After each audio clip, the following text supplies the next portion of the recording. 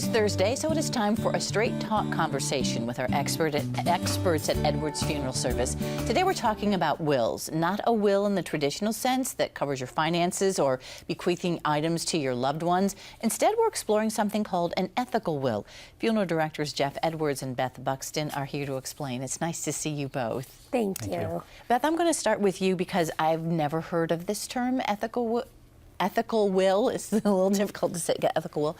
What does it, general meaning? The general meaning of an ethical will is simply getting to put down your personal thoughts straight from your heart, being able to share your morals, your ideals, maybe some ideas that you had for your life. What did your life really mean? Passing that on to generations to come.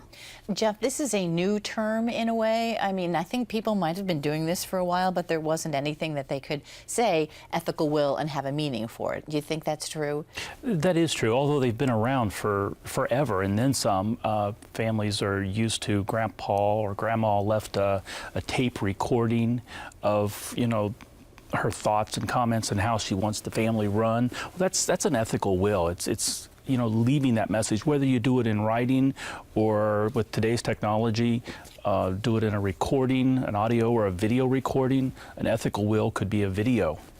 You know, it's interesting that we're talking about this because I actually did this for my grandparents. Sat them down and talked to them just about their lives. And you know what, Beth? I couldn't believe what I learned, what my father learned about his own parents that he didn't know before. I know. It's amazing what you can learn if you sit down and talk to your relatives or even friends and just learn about their lives and their stories and what really was important to them throughout their life. It's amazing what we can learn from each other. Are ethical wills usually started as a process as this person discovers that they may be dying or they're nearing the end of their time here on Earth?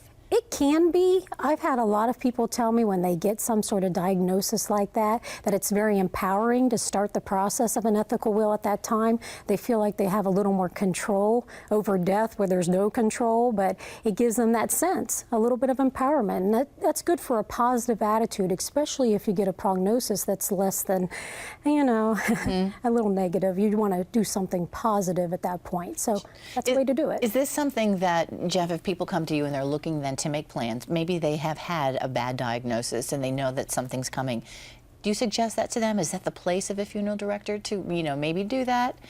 Beth's looking too. I don't know. You know, is it overstepping or is it a good suggestion? It's a good suggestion. I mean, we can help them with the concept and the idea. We're going to also try and help them with the planning and make sure that if there's a lot of assets that they've got that's not the place for assets or property distribution. An ethical will is making sure that, you know, your family, you know, hears the message. If you're a business operator, an ethical will could be the general philosophies of how I want my business run in my absence. I can leave those general philosophies and not micromanage the details, which Beth was just accusing me of, but it's the general philosophies of how I want the business run if I'm not going to be there. You better write one of those ethical wills.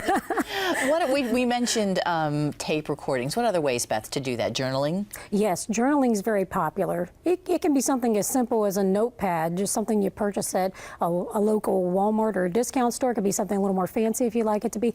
Just make sure that the paper you purchase is acid-free, something of high quality so there's no fading over time. And some ideas. I mean, Jeff talked about maybe passing on your business philosophy. What else could be topics? There's a lot of topics. You can do a specific topic such as why I love you and miss you, a definition of your success throughout your life, what spirituality means to you, mistakes you may have learned from. There's a lot of different topics you can cover specifically, or you can do something more lengthy if that's what you really want to do, something that spans all areas of your life. And you're hoping that it's a positive message they leave, I am assuming, not something that is going to be hard for who's left behind to hear or see.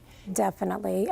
People need to be very careful when they go ahead and compose an ethical will. You need to watch what wording you use, make sure someone couldn't take that the wrong way because, you know, we're not here at that point. We're gone. We can't clarify. We can't clear up any misconceptions or misunderstandings. And I would think that it also is very cathartic for people who may be nearing the end of their life to journal and feel like they can express themselves and help them as well. Oh yes, it's definitely a gift for them and for the receiver of that ethical will. Well, we thank you both for bringing this to our attention. Didn't know it had a name. Have heard of people doing something similar. Jeff, Beth, it's nice to see you guys. Thank you. Thank you. Thank you, Gail.